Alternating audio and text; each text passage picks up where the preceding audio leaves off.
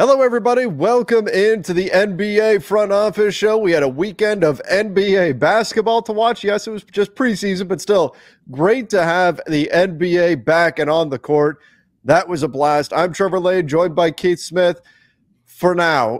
Keith, I guess before we go too deep in the show, let's caution everybody. Middle of this week, there may be a bit of a gap in our shows. Keith, you guys are dealing with a little bit of weather there in Orlando.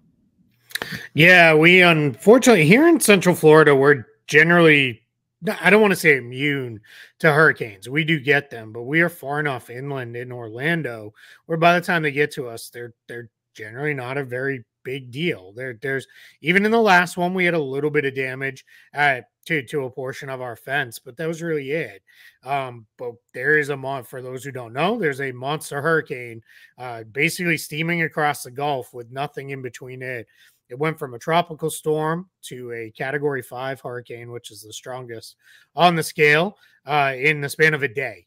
It is super tightly wound. It's got nothing but between it and land but warm water to go over.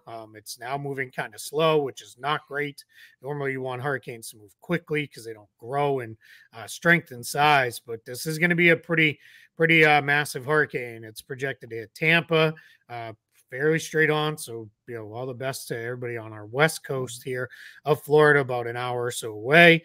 And then come basically, if you look at a map and look at Interstate 4, it's basically supposed to follow that straight up that path, right across the middle of the state, which is going to take it right over us here in Orlando. And that's not great for us. The somewhat scary part, call it like it is generally they weaken to a tropical storm by the time they get to us. It is projected to still be somewhere between a Category 1 and Category 3 hurricane by the time it crosses over Orlando, and then still be a hurricane. Yeah, there you go. There we go. We'll do a little weather news here on the yeah. There it is. This is what Google is providing here. So yeah, that's there it is. Pretty well accurate. Yeah. So sometime Wednesday night. Now, for those who are unfamiliar with hurricanes, you can see the little dot there Wednesday at 7 p.m. I zoomed in on the Bahamas. Yeah, just tells me I need a vacation. That'd be a nice place to be this week. But yeah, that dot 7 p.m. Wednesday over there in Tampa Bay, that's like when it'll be there. But you start feeling it, especially a storm this big, this powerful, you'll start feeling it about a day out. So pretty much all schools, if they're not already closed at the end of the day today, Monday, they're closed tomorrow. They're closing at the end of the school day on Tuesday.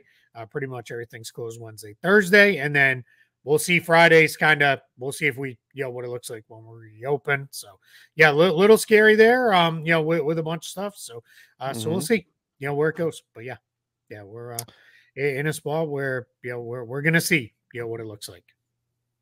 All right. Well, this is certainly something where, Keith, we wish you the best. Of course, stay safe. I know that's how I always sign off the show, but stay safe. And I know you're anticipating not having power middle of this week. So just so everybody knows, we may not be here for a show.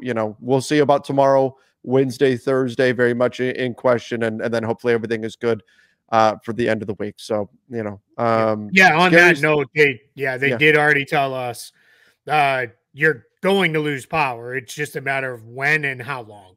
And that's also not a great sign when they're telling you, days out, like you're gonna lose power. But that's just the reality of the way this thing's coming through. Despite it being Florida, we still have a lot of above ground power lines, which is insane. But it's just something they've slowly but surely been moving away from here. But when you have one, that's all it takes is one pole or one transformer blows, and that's enough to wipe out your whole area. So, but yeah, we're if all we have is lost power, that's we can you make it through that on the other side, you're okay. But there's a lot of people are going to be dealing with a lot worse. So whatever it is you do, keep those people in mind here over the next few days this week, and hope for the best for everybody impacted in the storm's path. Absolutely. All right, Keith. Well, of course, we'll be having you in our thoughts and everything, and hopefully everything turns out just fine in the middle of the week. To jump to basketball here. I've just been handed an urgent and horrifying news story. We do have some breaking news. Shams Charania to ESPN. Maybe not the shock, it's something that we all kind of expected, but Shams Charania replacing Adrian Wojnarowski at ESPN. This is what we expected, that ESPN would ultimately throw the bag at Shams. The fact that Woj retired when he did, so near to Shams being out of contract, seemed like there might be, some method to that. And here we go. Now Shams Charania joins ESPN. What do you think about this, Keith? Yeah, you said it. No real surprise here. We thought there was a chance that's going to be how this played out, and here it is. There were a lot of rumors of Adam Schefter, Jeff Passan switching, not just beats, but switching sports. That had to be leverage on ESPN's part, right? That always seemed a little like, really? Well, what are we doing here?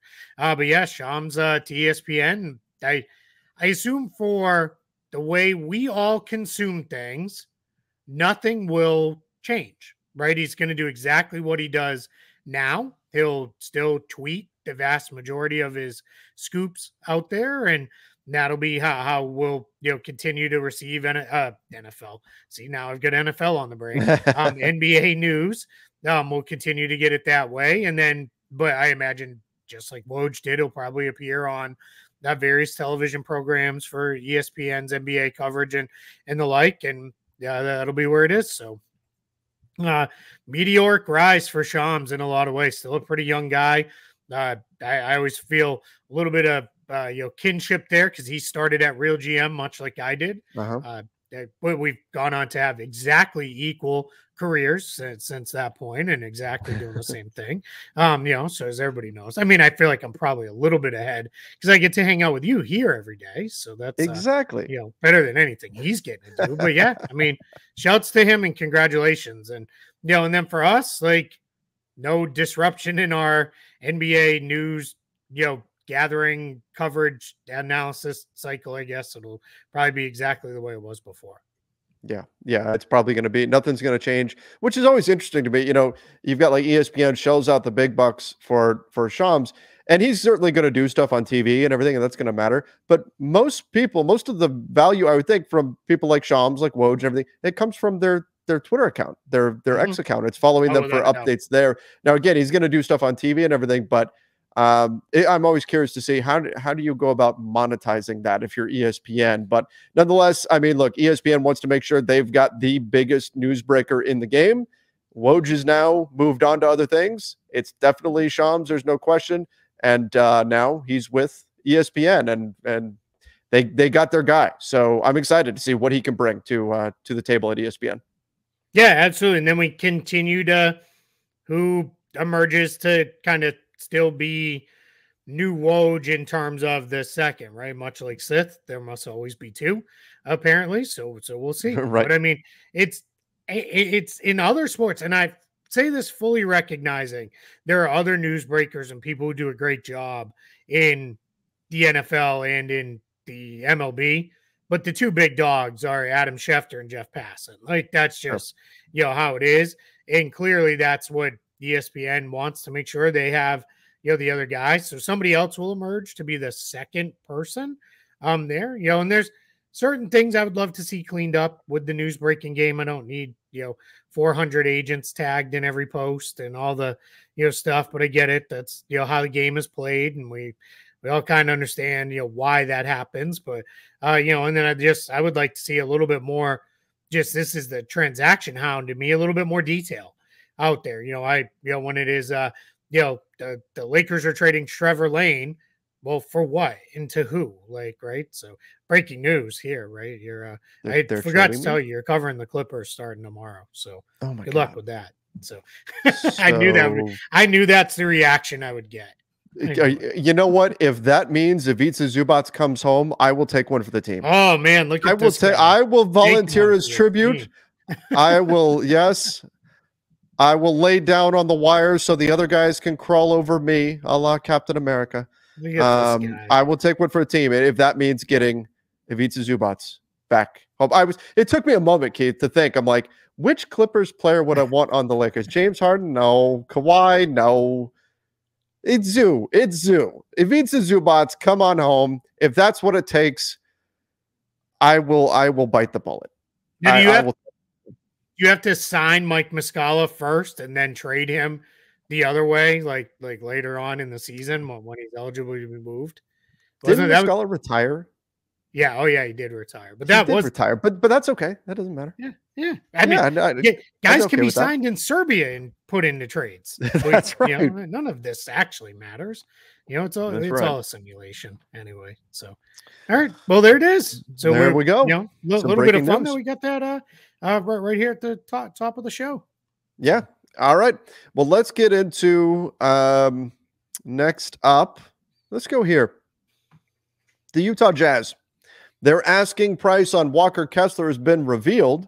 Mark Stein revealing this one, mentioning that. And he was mostly talking about the Knicks and their efforts to trade for Karl Anthony Towns. Mentioned that the Knicks were in negotiations for Walker Kessler as well, which makes sense. They needed a big, and Kessler's a guy who's out there. But here it is. Stein noting that Utah wanted at least 2 future first-round picks for Kessler, but the Knicks had exhausted most of their draft picks in the Mikal Bridges trade. So 2 future firsts, as always, Keith. Whenever we're talking about first-round picks, we always have to specify that not all firsts are created equal. There is a massive swing in value. We talk about that first-round pick that went from the Knicks to the Minnesota Timberwolves in the Karl Anthony Towns trade. That may end up being a second-rounder. We don't know for sure what that's going to look like because of the protections that are on it. A protected first from a bad team, if it's a heavily protected first, that eventually turns into seconds, and the team is bad, that doesn't actually have all that much value because of those protections on it. Whereas if you have an unprotected first from a bad team, that's extremely valuable. So the value of future picks can vary. But what do you think? 2 first-round picks, while recognizing that the value of that can swing wildly, do you think that's a reasonable ask from the Jazz? Close. Like, if this was coming off his rookie year, sure. Last year was just very messy for Walker Kessler. He lost his starting job. He didn't play quite as much. Wasn't as effective. Was that just Utah being in a weird spot? Was that a situation where Kessler's play has really fallen off? I don't know. I don't really know what to make of that. So if he gets back to the way he looked in his rookie year, sure, that makes sense. Now, what this kind of tells me is because the Knicks had traded all of their own first, quote unquote, real first to Brooklyn from Mikal Bridges, this kind of tells me that the Knicks didn't have the 2 real firsts to deliver to Utah, or maybe Utah wanted at least 1 real unprotected first, because the Knicks extra picks were that protected Detroit pick, like you said, that went to the Wolves. And let's be very clear here. Let's hope that pick eventually conveys, because for Pistons fans, God, hope like we're still not talking about them as a bottom 8 team for it's the protected next 3 for seasons. 3 years, right? Yeah. I think it ends as a top 9 protected or something, like top 8 protected in 3 seasons from now. So if we're the Pistons are still that bad, we're gonna have a whole other conversation about them. But yeah, so they had that one, and then they have this weird Washington pick with a bunch of protections. So it doesn't look like it's going to convey anytime soon. So my guess is the Jazz are like, look, we don't need any more quantity picks. We need quality picks. We've got all these extra picks from Cleveland and Minnesota coming. Like we want quality over quantity. Otherwise, we're just going to have a whole bunch of picks we can't actually use. So that's probably where the holdup was and where things get stuck. And the Knicks were able to provide value to Minnesota in the trade by including Julius Randle and including Dante DiVincenzo. Walker Kessler, including either one of those guys, just in terms of the salary cap math, it becomes a little bit trickier. Now, as I recall, I don't have the Jazz total salary, but as I recall, they've got room, but still, do they want to take on salaries? Do they want to do that? Or are they just focused on getting picks? Like, are the Jazz going to look at getting Julius Randle and say, oh yeah, that's something that we want to do in lieu of just getting a couple of future first-round picks? Probably not. They're probably going to focus on just acquiring those quality draft picks. And so that's where it makes sense. And then from the Knicks side, I would rather have Karl Anthony Towns than Walker Kessler. You know, Kessler obviously can do what he does on the defensive side, the shot blocking and all that, but Karl Anthony Towns a much more finished product and a guy who is certainly a higher tier player currently than Walker Kessler is. But, I'm a fan of Walker Kessler's game. I like him. I understand why he would be frustrated that he's not starting for Utah right now. He's probably thinking someone come save me as well. So I do wonder, where does he ultimately wind up? And then noting that he's got another year under contract, a team option at less than $5 million. Well, they're picking that up, no doubt. So the Jazz don't even have to move him this year. No. So could we be having the same conversation next year, or do you think Utah moves him by the trade deadline?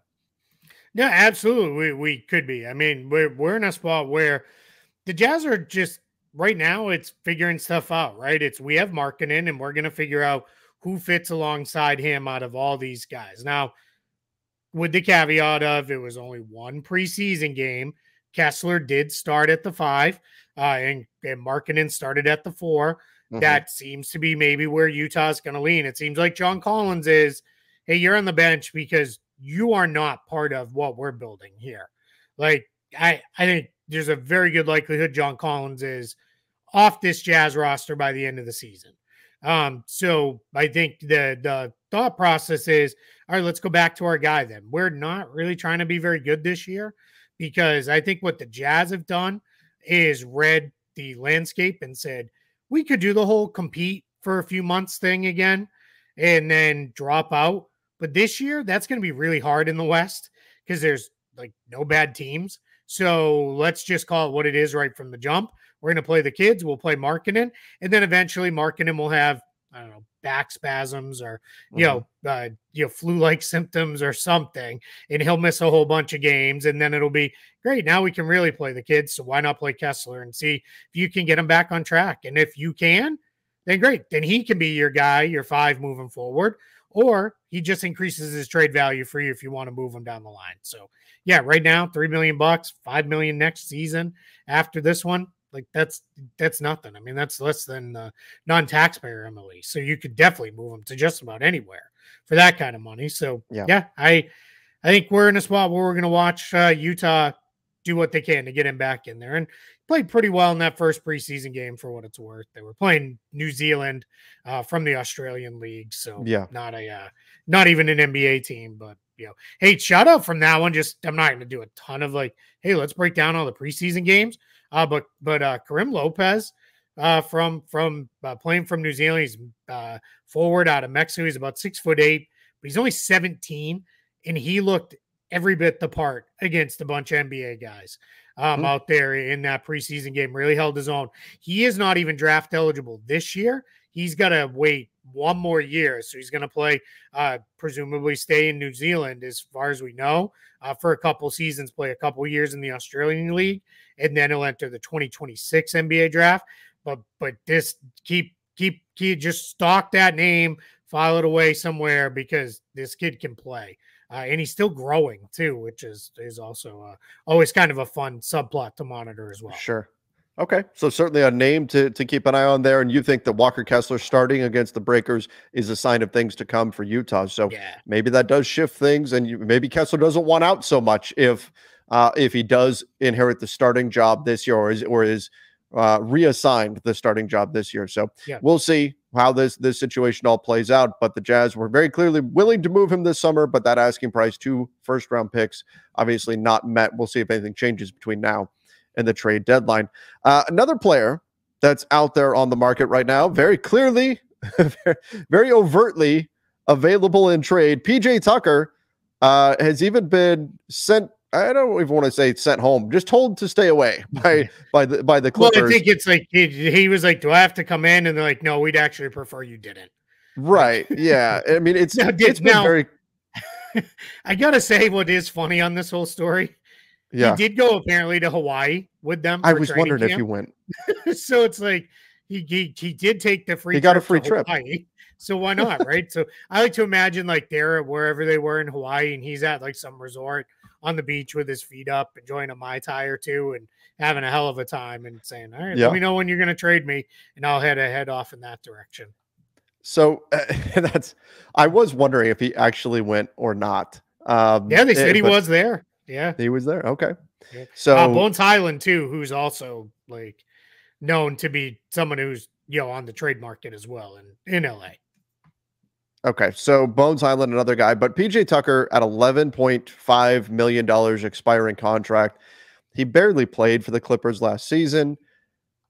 What do you do here? And here's what I see here, Keith. I see two paths.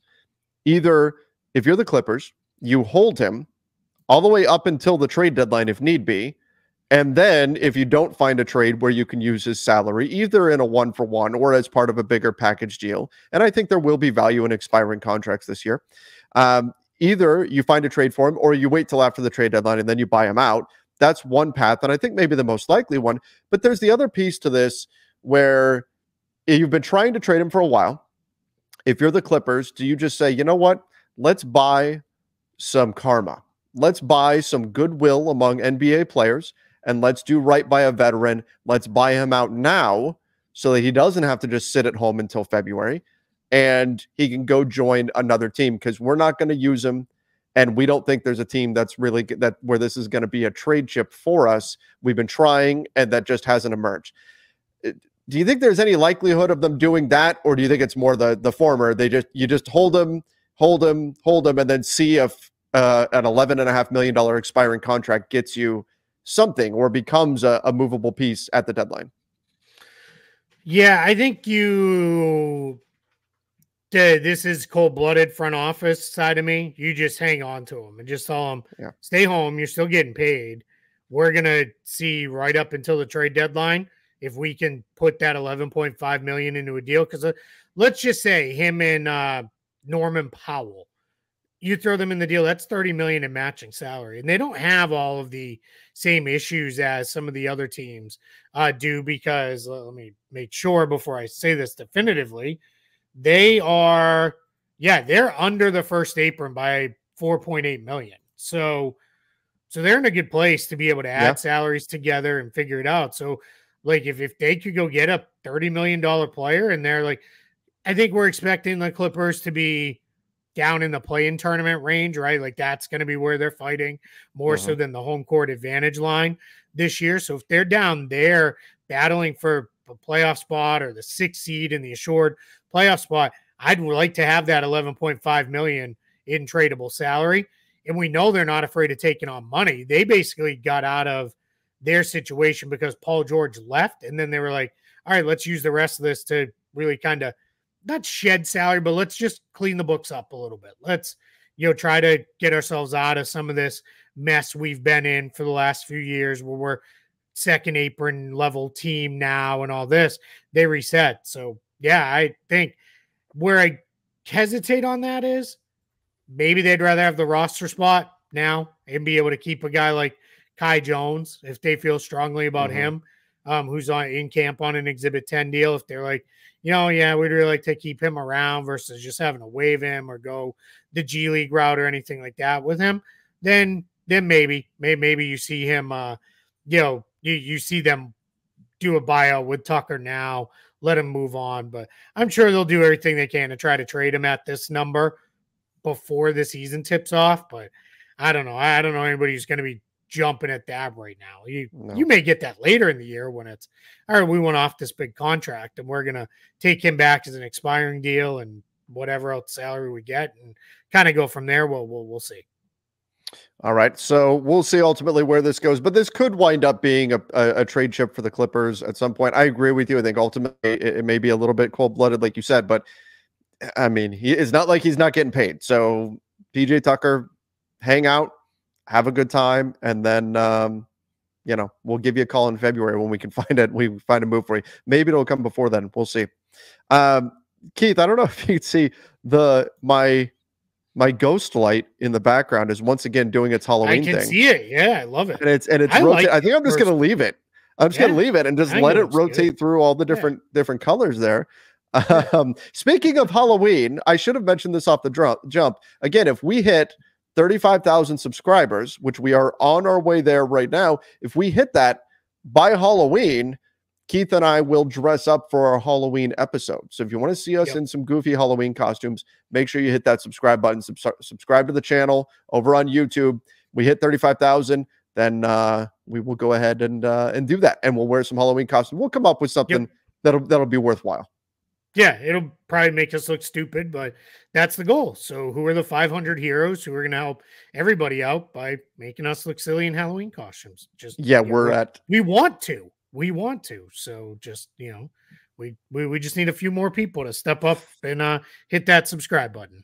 550 subscribers by Halloween. I think we can do There it. it is. I think we can do that. There So Your if you task. guys would, that's right. Hit that subscribe button. Tell a friend to go subscribe as well. Keith, you know, I was just thinking it's been a long time since I've worn a Halloween costume.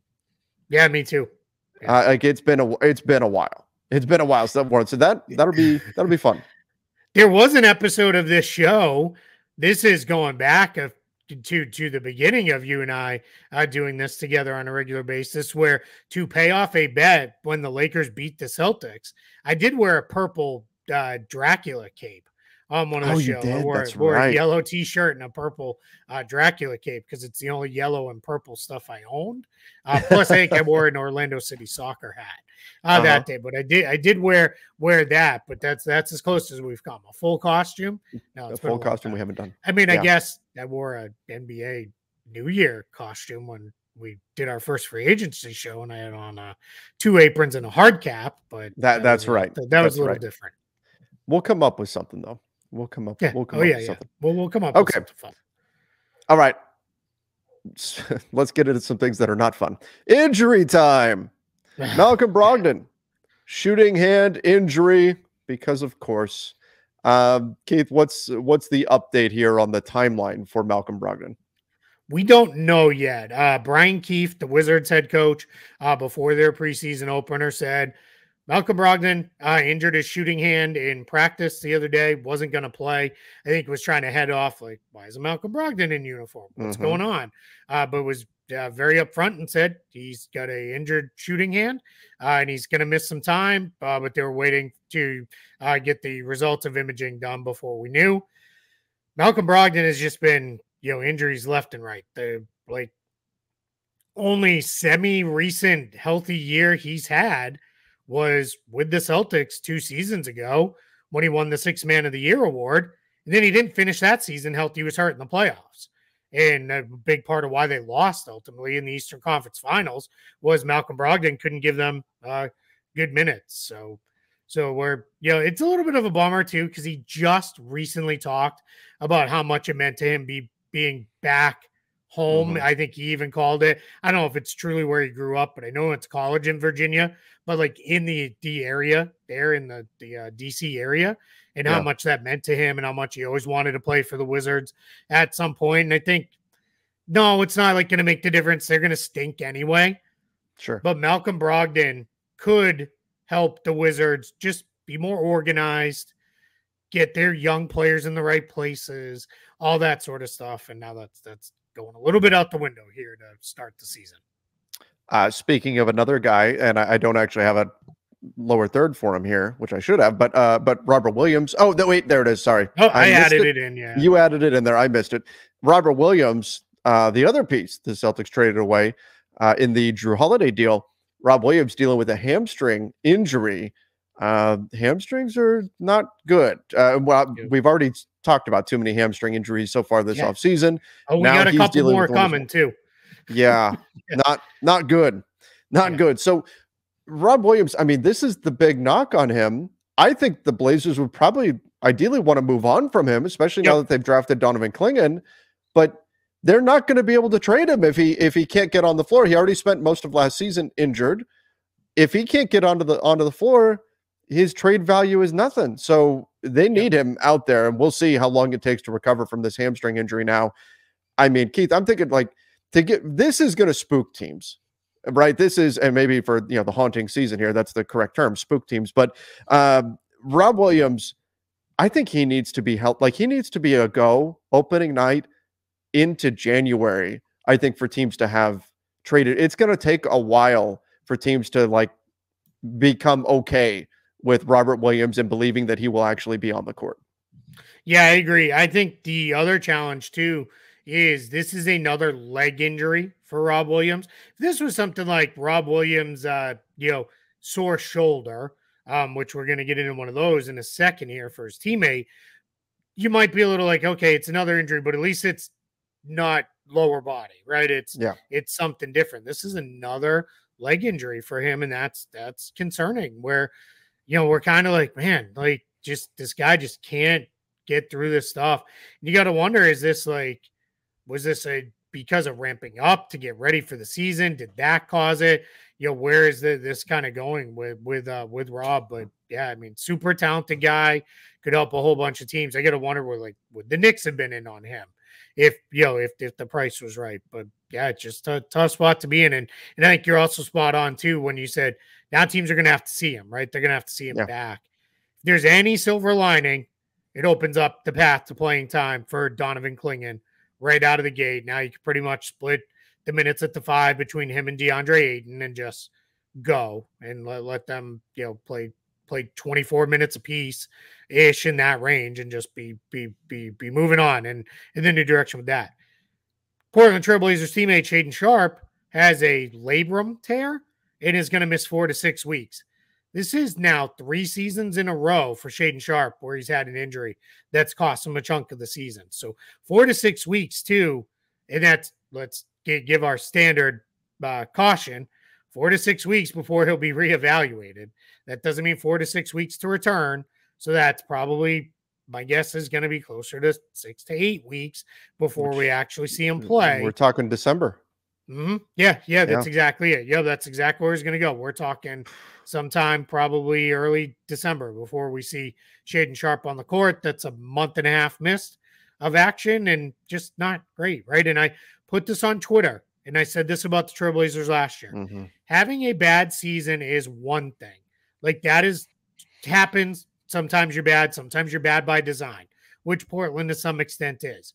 What you can have is a bad season turn into a lost season because you're not getting the development minute for players, nor the kind of information fact-finding of, all right, is Shaden Sharp, Scoot Henderson a backcourt we can win with moving forward? Not that you're definitively answering that question in year 2 for Henderson and year 3 for Sharp, but you're at least going to get an idea and at least have a sense of like, okay, yeah, we think these guys can really make it win with the right type of players around them, whatever that may be. And then you go. So now you're losing out on that opportunity. That's not good. That's where bad seasons become wasted seasons because you're just not getting the guys on the floor. Yeah, and that's so a lot of times people hear about an injury like this, Shaden Sharp, Rob Williams too, and they go, oh, well, whatever. The Blazers aren't going to be good anyway. But it does matter. It does matter for these teams moving forward to build it. And it doesn't matter. It may not matter so much for wins and losses. It matters for the development of the club and for how quickly you can get them to where they can win games. And it really matters for your, as you said, your decision-making process as a front office as well. So it's not good. Look, obviously it's not good just from a human perspective. You don't want somebody to get hurt, but it is even for teams that are expected to be bad, like the Blazers are, it's still a big deal. And it's still a setback for them to not have a guy like Shaden Sharp on the court, developing and figuring out how the puzzle pieces fit together, because that's a big part of it. People think it's just, acquire talent. And once you get enough, then boom, you're ready to go. It's not just that. It's you have to have the right pieces together. That once you start getting better, there's a point where it doesn't matter that much, right? Where you're just bad, and whether or not you fit, okay, you're bad anyway. But once you start getting good, your fit starts to matter more and more and more, because that can be the difference that separates you between a great team and just a good team. So they need to figure this out. And so not having Shaden Sharp on the floor, it's a setback for Portland. Yep. Yeah, without a doubt. I mean, just, let's hope when he gets back, that's it. And now we're, off and running for the rest of the year. Because if that's all it is, fine. You missed, what is that going to be? 15, 20 games maybe? Whatever, not the end of the world. Let's just, play the rest of them and you're good. Then it'll be okay. All right, let's jump over to, you mentioned there were more hamstring injuries. The Nets. Oh, man. Yeah. How many Nets are injured? Daron Sharp, bummer, because was going to probably play a ton of minutes this year behind Nick Claxton.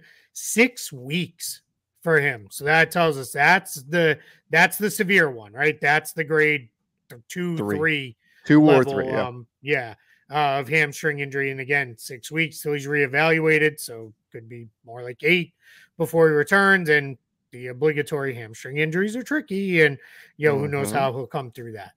Trendon Watford, because apparently if you are a Blazer or a former Blazer, you're just constantly going to be injured. He also has a hamstring injury. His sounds like not as severe, about 2 weeks. That puts opening night in danger, but you're probably around the start of the season but if he could everything be goes there. okay. But yeah, so just two more guys in the Nets front court. Again, probably doesn't really matter. I've been very public. I think the Nets are going to be the worst team in the NBA this season. Not because they really care. I think they're okay if that happens. And they're able to be there to capture the flag at the top of the draft. But we'll see. If there's any silver lining here, and this is more for maybe me than anybody else, but I know I've said it on this show a couple times. Keep an eye on Noah Clowney. He's going to get to play a lot now. And I think Noah Clowney can really play. I think Noah Clowney could be someone who could play long-term next to Nick Claxton in a pretty big front court because he has some shooting range. So I think that's just something to keep an eye on. I think the Nets, you're going to be bad. So take those lemons, make lemonade out of them, find out who can play out of your young kids, trade some of the vets off for additional assets, and keep moving towards whatever the next Nets team is going to be. And it does appear that the Nets, from reports coming out of their camp, is that the Nets are going to play Ben Simmons and Dennis Schroeder together. Seems like that's going to be the plan for them. So those will certainly be guys to keep an eye on. But that's right, a good way to get some ping pong balls. Put them together. Well, Keith, we're at that point. I am not falling for it. I'm not falling for it.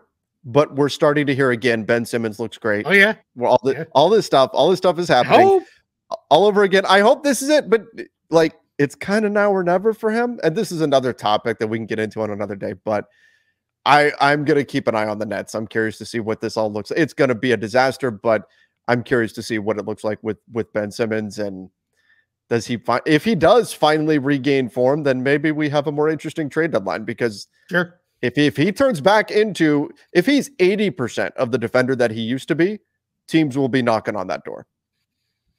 Tough number to match, but yeah, but you're not wrong. Like the 40 million is hard, but yeah, I mean, it takes him from being Ben Simmons' expiring contract to Ben Simmons' not great contract, right? Like that's the difference. For sure. Yep. Okay. All right, one more injury. Last one, Dante Exum with a wrist injury. Yeah. Sounds like he's gonna miss. Let me double check. I thought it was a few weeks. Yeah, it sounds like several weeks. New ESPN reporter Shams Charania said could require surgery. It's a serious wrist right. Oh, that's right. Injury. I was thinking several weeks. It was serious. Yeah. Oh man. Well, yeah. So there's another piece out then. So I don't know exactly what happened here. I don't know if the information is out there yet. I haven't seen anything on it, but a lot of times with wrist injuries, it's, you turn around to backpedal, you fall backwards and you put your hand back and you break your wrist. That it happens all the time. I don't know how he did it, but if it's serious enough to require surgery, he's going to be out for a while. Yeah. And this is where big that the Mavs signed Spencer Dinwiddie now, right? He's a guy who can handle the backup minutes. Remember, Kyrie's coming off season surgery.